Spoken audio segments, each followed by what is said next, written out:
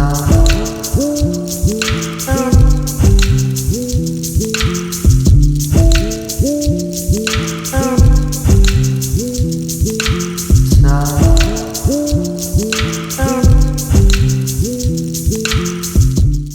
guys, what up? Today is Saturday. I will not be reviewing any sneakers. Today is another design day. Yesterday I started brainstorming because I want to prepare some designs that I want to post on my Instagram page and Facebook page for Air Max Day. And before I actually get to the computer, like as a designer, the goal is to like sketch out the ideas that you want to do. So I started sketching, and I actually sometimes going straight to the computer is not a good idea because you want to like flesh out all your ideas. So I did a sketch yesterday on the Air Max 1. I want to design that centers around that. So I started sketching. I can show you guys. This is a quick sketch I did yesterday just to get an idea of the structure of the Air Max 1.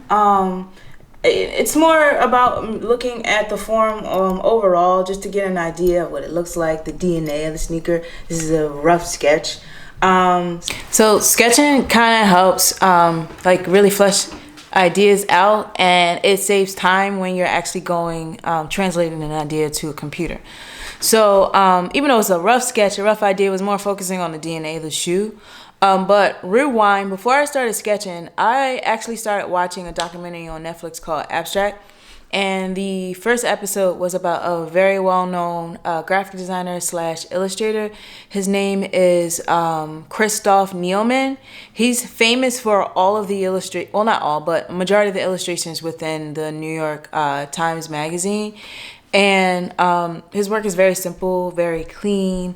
And so that's the approach I wanted to go with when thinking of like ads I want to promote on my Instagram page.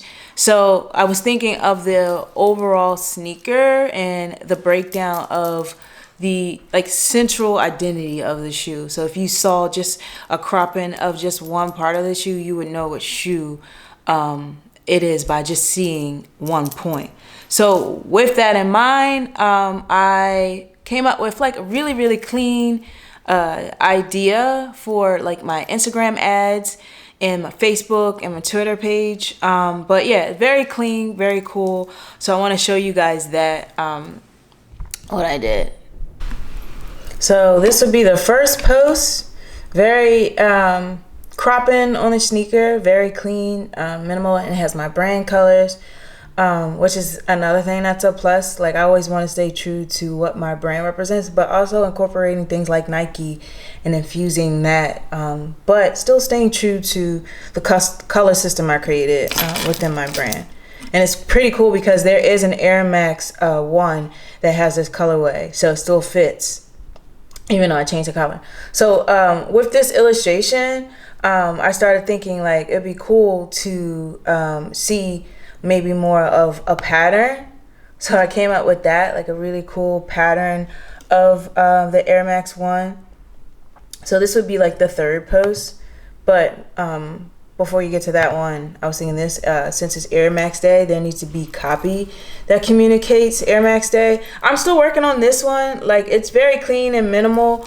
But like I do want to add some more like maybe abstract shape components to it, or I was thinking like this shape right here, maybe I could do like the Nike check, like a big jumbo Nike check that would take this shape right here instead of doing this kind of zigzag interruption between the lime green and the turquoise, because for me, like the thinking behind this was more like color blocking, but like this here I still need to do some work on it. But yeah, like this is a simple like brainstorming project, very fun for me.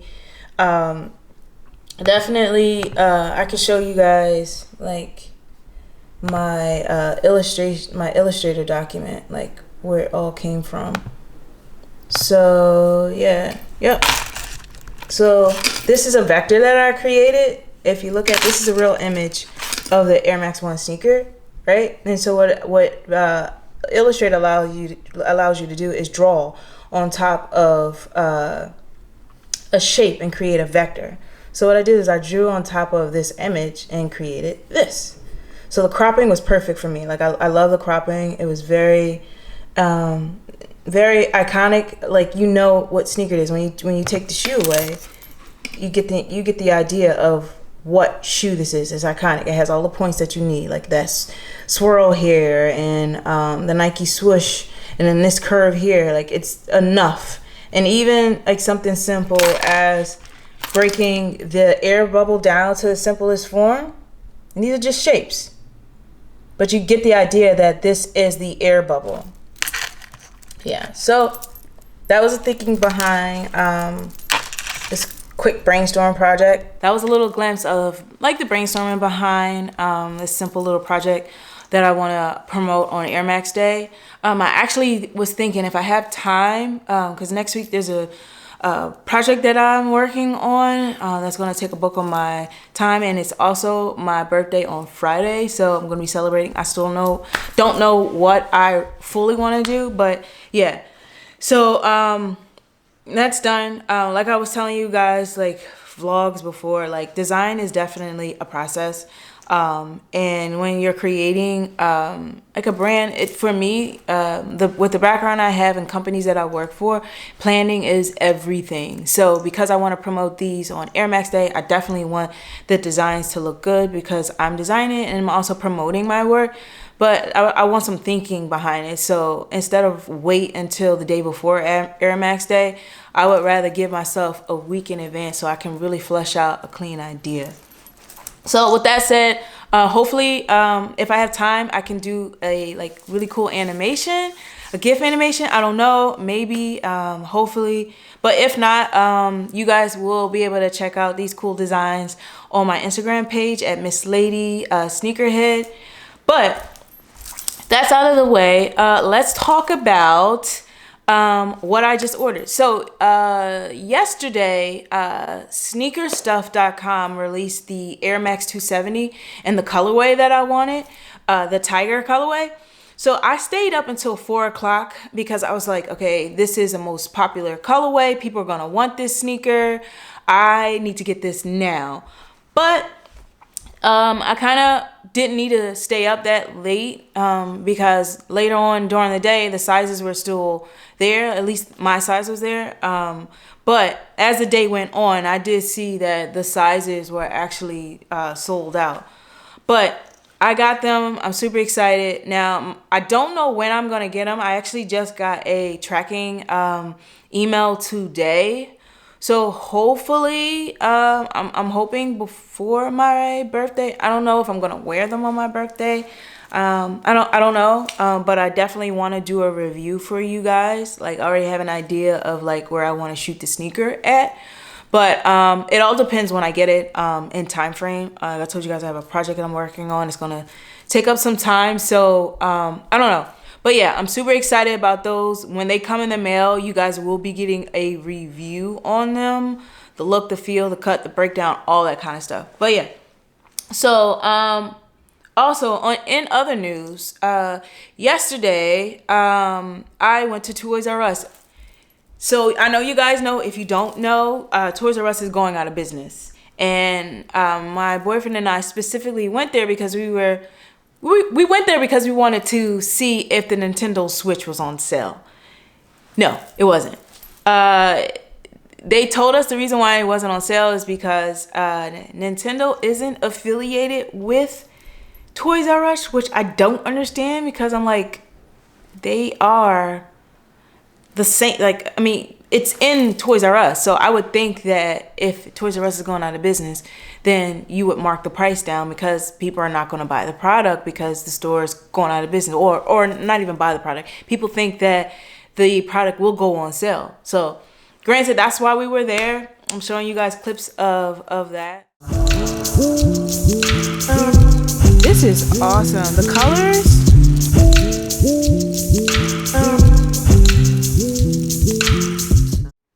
But that's the reason why we were there. Just because we wanted the Nintendo Switch, and also we wanted to see if like any toys were on sale. not too much. Like, I think it's kind of too soon for them to have like major sales. They're like very, very minimal at the moment. But if you guys are Toys R Us fans, you should definitely go. It's sad that it's going away. I think what's happening is the world is changing and people are consuming things differently. So I'm thinking the reason why Toys R Us has gone out of business is because people, children, not necessarily they're not playing with toys. The way parents are purchasing toys are not the same way anymore, where there's more options. So therefore, if you think about it, like if you go to Target, if you're a parent and you go to Target, you have to go get groceries or you have to get household stuff, and your kid wants a toy, then you can go to Target and get everything in one shot instead of going to these numerous stores. Also, there's another retrospect too. The digital realm is happening. Like, we're living in a digital age and we're living in a now era where if you want a toy, you literally can order and have it delivered at your doorstep within the same day, depending on what type of account you have. Hence, Amazon. Like, Amazon is buying up everything and creating somewhat of a monopoly, like in my opinion. Like, it's a blessing and a curse what technology is, because I see it changing from so many levels, like with the job market, the digital space, like digital companies not even being able to like hold on to teams because the industry is changing so much. Kids are not consuming things at the same way, or just people in general. But yeah, that's my little rant. But yeah, Toys R Us is going away. If you guys are fans of Toys R Us and you're saddened by it, you should definitely go to Toys R Us and get some stuff. Yeah. So, also yesterday I went to the comic book shop and I Hate Fairyland. This is one of my favorite comics. I told you guys that when I did my first Human Race review a while back, some vlogs ago. But yeah, I'm on edition 17. A lot has happened. Like, this, obviously, just based on the cover, you guys know why I like the I Hate Fairyland. It's very bright, it's colorful, I love it. The illustrator is awesome. Scotty Young, dope guy. But if you guys are into comics, I can give you a brief, very short brief of what I Hate Fairyland. I know I already did tell you guys, but it's basically about a little girl that gets trapped into this land called Fairyland, and she grows up inside a 6-year-old's body. So she becomes very demented because she wants to escape. She wants to go back home. So she becomes very demented. She goes on like killing sprees. Like, it's a violent comic. It looks like it's for kids, but it's not. It's for adults. Like, the sense of humor is very dark but funny, and I kind of like that kind of stuff. But so if you're interested in that kind of like quirky, dark humor, you should definitely pick up this book. And if you're into bright, vibrant colors and good illustrations, you should pick it up too. But yeah, so I'm not done reading this yet, but I was super excited to see that they had the latest edition.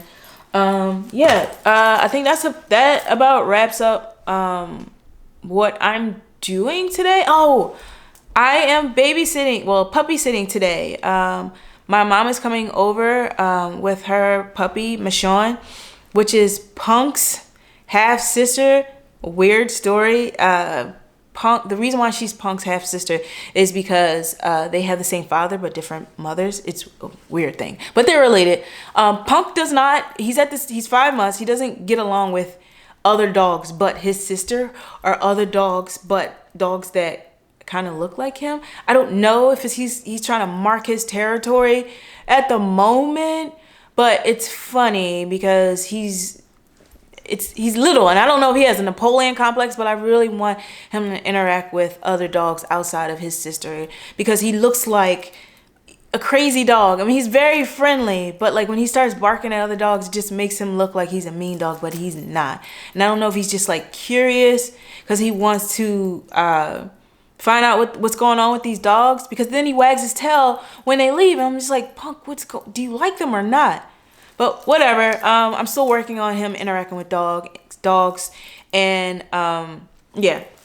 So I'll show you guys that when she comes. I actually have to go Punk needs to go for a walk, so I will show you guys clips of Punk and Michonne. But let me go walk Punk.